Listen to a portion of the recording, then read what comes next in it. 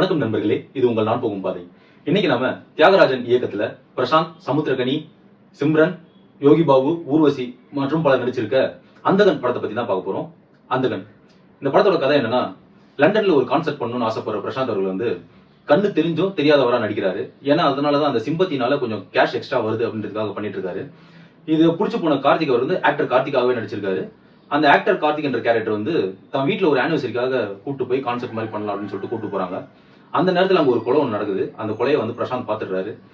அதுக்கப்புறம் அதுக்கு சம்பந்தப்பட்டவங்க பிரசாந்த் என்னென்ன டார்ச்சர் பண்ணாங்க, அதுல இருந்து ஒரு தப்பிச்சாரா இல்லையா அப்படின்றதுதான் கதை. படம் கிரைம் த்ரில்லர் ஜானர்ன்றதுனால ஓரளவுக்கு சுவாரஸ்யமாவே எடுத்துட்டு போயிருக்காங்க. ஜெனரல் ஆடியன்ஸ்க்கு கண்டிப்பா இந்த படம் பிடிக்கும். அடல்ட்ஸ்க்கு பிடிக்குமான்னா கொஞ்சம் டவுட் தான்.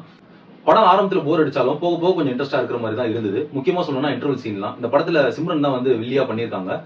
அவங்க ரோல ரொம்ப சூப்பராகவே பண்ணியிருக்காங்க. அந்த இன்டர்வல் சீன்லாம் அவ்வளவு சூப்பரா இருந்தது. செகண்ட் ஹாஃப்லயும் அந்த த்ரில்லரை வந்து கண்டினியூ பண்ணியிருக்காங்க. கிளைமேக்ஸ் வரைக்குமே சூப்பரா எடுத்துட்டு போயிருக்காங்க.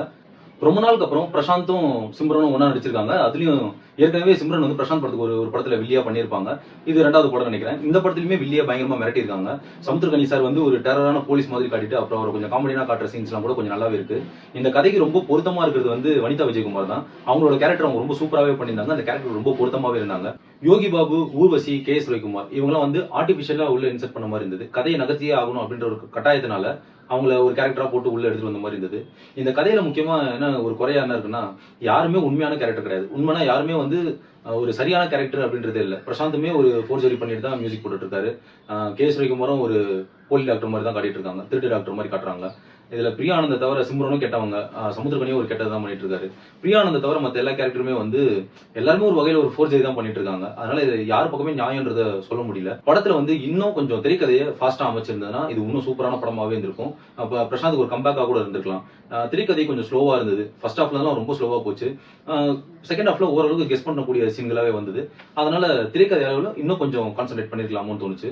கிளைமேக்ஸ்ல ஃபுல்லா கம்ப்ளீட் ஆகாத ஒரு கிளைமேக்ஸா தான் இருந்தது. ஏன்னா யோகி பாபுக்கு என்னாச்சுன்னு சொல்லல, ஊர்வசி என்னாச்சுன்னு சொல்லல, சமுத்திரகனி சாருக்கு என்னாச்சுன்னு சொல்லல. ஆனா இவருக்கு மட்டும் கண்ணு தெரியுற மாதிரி காட்டிடுறாங்க. இதெல்லாம் வந்து அந்த கிளைமேக்ஸ் முழுமை அடையாததை வந்து காட்டுது. மியூசிக் சந்தோஷ் நாராயணன் பண்ணியிருக்காரு. கல்கி எல்லாம் சூப்பரா போட்டிருந்தாரு. இதுக்கு முன்னாடி ரீசெண்டா வந்த படங்கள்லாம் கூட நல்லாவே மியூசிக் பண்ணிட்டு இருந்தாரு. இந்த படத்துல அவருக்கு என்னாச்சுன்னு தெரியல. இந்த படத்துல அவரோட மேஜிக் ஒர்க் அவுட் ஆகல. இவர் ஒரு பியானிஸ்ட் அப்படின்னு சொல்றாங்க. ஆனா அவர் பாடுற பாட்டெல்லாம் வந்து கானா பாட்டு மாதிரி தான் இருக்கு. பியானோக்கு பதிலா டோலாக் யூஸ் பண்ணியிருந்தாருன்னா கரெக்டா இருந்திருக்கும். டோலா குமார்னு கூட ஒரு பேர் வச்சிருந்திருக்கலாம். அந்த கண்ணு வச்சிருக்கு பதிலா. ஓவராலா இந்த படம் எப்படி இருக்குன்னு பார்த்தா இது ஓரளவுக்கு டீசென்டான படம் தான். அந்த கேரக்டரோட வடிவமைப்புகளை இன்னும் கொஞ்சம் ஸ்ட்ராங்கா வச்சிருந்தாலும் இன்னும் கொஞ்சம் காமெடி ஆட் பண்ணிருக்கலாம். இல்ல இன்னும் கொஞ்சம் கிரைம் சீன்ஸ் ஆட் பண்ணியிருந்தாங்கன்னா இது இன்னும் ஒரு பெட்டரான படமா இருக்கும். பிரசாந்த் ஒரு கம்பேக்கா இருந்திருக்கும். But not bad. One time watchable தான் அந்த மூவி. கண்டிப்பா பார்க்கலாம். ஃபர்ஸ்ட் ஹாஃப் மட்டும் கொஞ்சம் ஸ்லோவா போகும். மற்றபடி பெரிய பிரச்சனைலாம் இல்ல. இன்னும் கொஞ்சம் எஃபர்ட் எடுத்திருந்தா இது ஒரு பெரிய படமா கூட வந்திருக்கிறதுக்கு வாய்ப்பு இருக்கு.